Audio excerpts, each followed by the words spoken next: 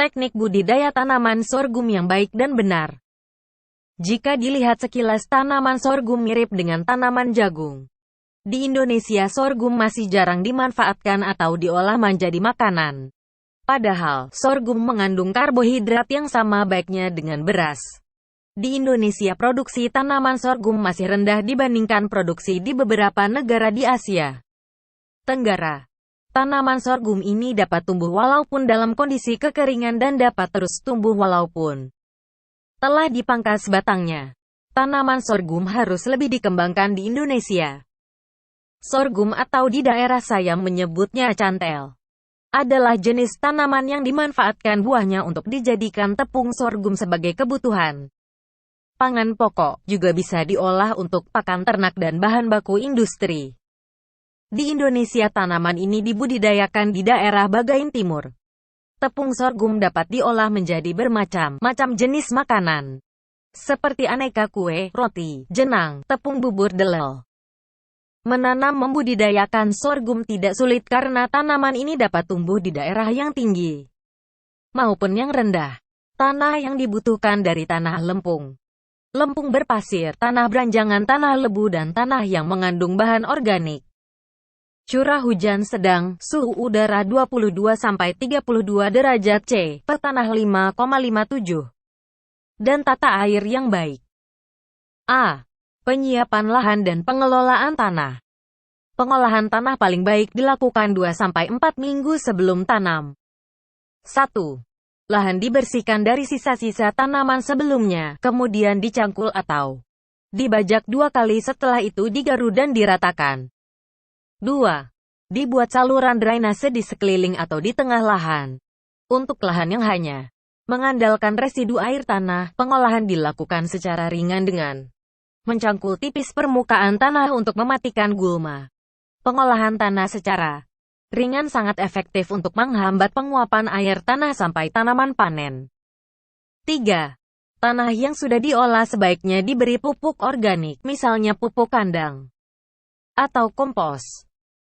Pengolahan tanah ini bertujuan antara lain untuk memperbaiki struktur tanah, memperbesar persediaan air, mempercepat pelapukan, meratakan tanah, dan memberantas gulma. B. Pemilihan varietas. Varietas unggul yang dianjurkan untuk ditanam harus memperhatikan kegunaan dan lingkungan tumbuhnya.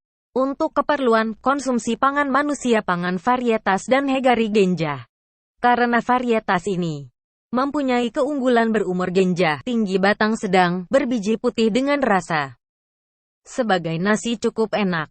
Varietas Numbu dan Kawali yang dilepas tahun 2001 juga mempunyai rasa olah sebagai nasi cukup enak, namun umurnya relatif lebih panjang. Sedangkan untuk pakan ternak dipilih varietas sorghum yang tahan hama penyalit, tahan rebah, tahan disimpan, dan dapat diratun pada lingkungan yang ketersediaan airnya terbatas dan masa tanam yang singkat. Dipilih varietas umur genjah, Muneng dan Hegari Genjah. Ditinjau dari segi hasil, varietas umur genjah memang hasilnya jauh lebih rendah daripada varietas umur sedang atau dalam, tetapi keistimewaannya dapat segera dipanen, menyelamatkan dari resiko kegagalan hasil akibat kekeringan. C. Penanaman. Sorghum dapat ditanam pada sembarang musim asalkan pada saat tanaman muda tidak tergenang atau kekeringan. Namun, waktu tanam yang baik adalah pada akhir musim hujan atau awal musim kemarau. Kebutuhan benih untuk bertanam sorghum berkisar 10 kg H. Dengan jarak tanam 70 cm x 20 cm cm atau 60 cm x 20 cm tergantung tingkat kesuburan tanah. Menanam sorghum dapat dilakukan dengan cara ditugal seperti halnya menanam jagung. Bila jaraknya tidak terlalu rapat, lubang tanam diisi sekitar 3-5 biji benih, kemudian ditutup dengan tanah ringan. Pada saat tanam, dibuat juga lubang pupuk dengan tugal sejauh 15 cm dari lubang tanam. D. Pemupukan. Sebaiknya pemupukan diberikan secara lengkap NPK agar produksi yang dihasilkan cukup tinggi. Dosis pemupukan yang diberikan berbeda-beda tergantung pada tingkat kesuburan tanah dan varietas yang ditanam, tetapi secara umum dosis yang dianjurkan adalah 200 kg urea, 100 kg TSP atau SP36 SAN 50 kg KCl. Pemberian pupuk urea diberikan 2 kali, yaitu sepertiga bagian diberikan pada waktu tanam sebagai pupuk dasar bersama-sama pemberian pupuk TSP SP36 dan KCl. Sisanya 2/3 bagian diberikan setelah umur 1 bulan setelah tanam. Pemupukan dasar dilakukan saat tanam dengan cara ditugal sejauh 7 cm dari lubang tanam, sedang KCl dalam lubang di sisi yang lain. Pemupukan kedua juga ditugal sejauh 15 cm dari barisan, kemudian ditutup dengan tanah. Lubang tugal baik untuk pupuk dasar maupun susulan sedalam tanda kurang lebih 10 cm. Pemeliharaan. 1. Pengairan. Walaupun tanaman tahan terhadap kekeringan, namun pada fase awal pertumbuhan, membutuhkan air yang cukup. 2. Penjarangan tanaman. Tanaman berumur 2-3 minggu setelah tanam dilakukan penjarangan agar diperoleh tanaman sorghum yang tumbuh subur dan berproduksi tinggi.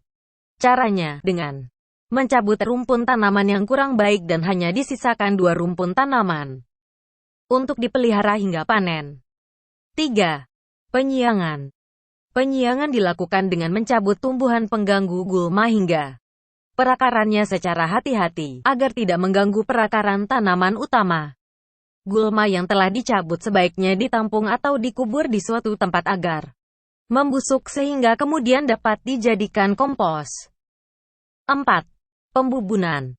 Pembubunan dilakukan dengan cara menggemburkan tanah di sekitar tanaman sorghum, kemudian menimbunkan tanah tersebut pada pangkal batang tanaman sorghum sehingga membentuk gundukan-gundukan kecil yang bertujuan untuk mengokohkan batang tanaman agar tidak mudah rebah dan merangsang terbentuknya akar-akar baru pada pangkal batang.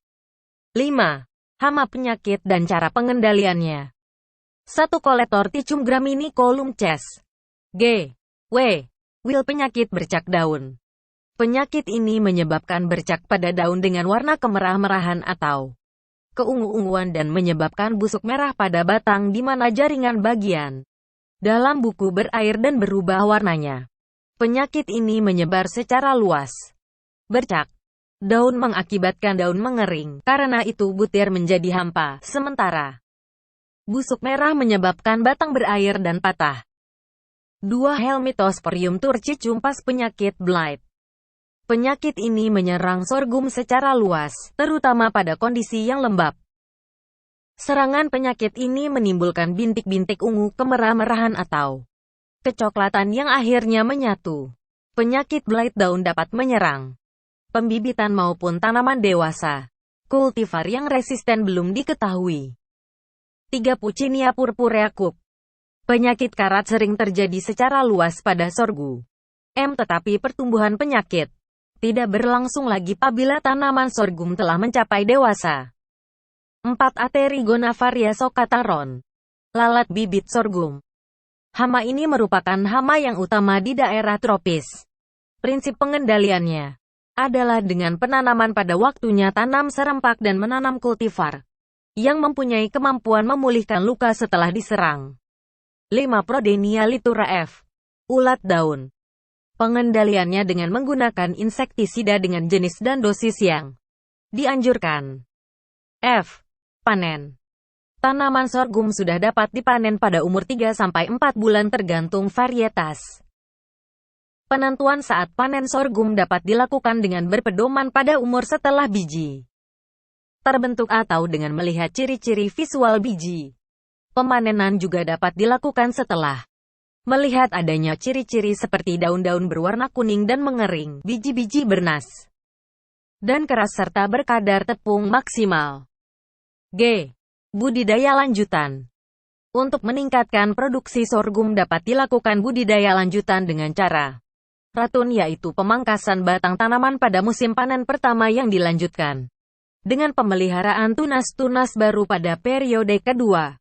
Adapun tata cara budidaya sorghum ratun setelah panen musim pertama adalah sebagai berikut. 1. Setelah panen pertama segera dilakukan pemotongan batang yang tua tepat di atas tanah. 2. Tanah dan di sekitar sorghum dibersihkan dari rumput liar dan gulma. 3.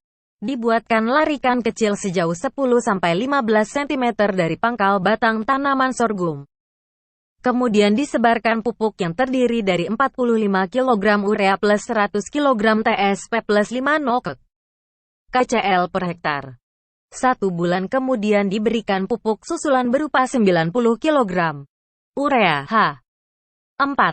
Tanaman yang berasal dari tunas-tunas baru ratun dipelihara dengan baik seperti pada pemeliharaan tanaman periode pertama. Pada stadium buah tua dilakukan panen musim kedua. Pemotongan harus tepat.